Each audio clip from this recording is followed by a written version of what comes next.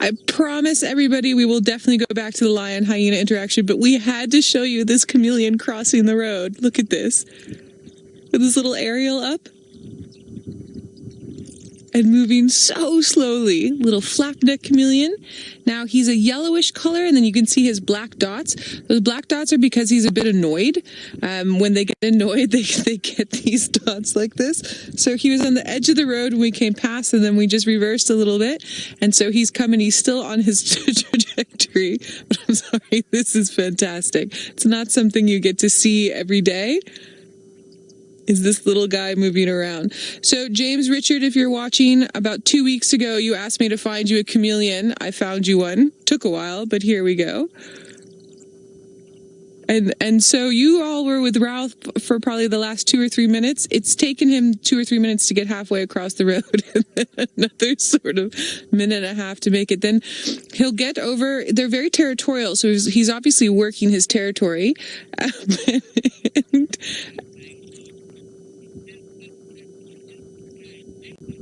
Oh, look at this.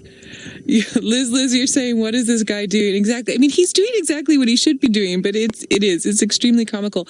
Oh, you can see the fused feet there. They've got 3 toes that are fused and then 2 so that they can grab onto branches. And then obviously slowly make his, I'm trying really hard not to laugh too hard because it jiggles the car and we're zoomed in quite nicely. Now, the stiff tail like that, I'm going to assume has to do with his annoyance at being out in the open and crossing the road. And then when he gets over into the thicker bush, he's either going to make his way up into a tree or he might go into the smaller shrubs here and then move. You can see now he's moving more quickly. You see that? See how he changes his gait?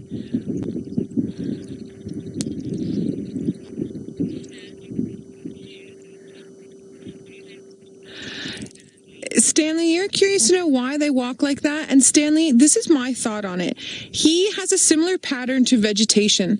So when he walks like that, it's almost like a leaf swaying in the wind. This is just my opinion. Swaying in the wind, or some vegetation swaying in the wind.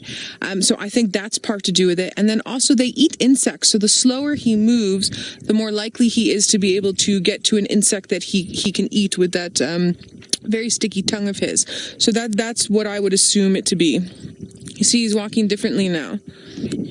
All right, let's head back up to Ralph, who has the epic lion-hyena sighting going on all the way up north in the Masai Mara. And we'll go back to him. And I'm glad I could share this very comical little Christmas moment with you.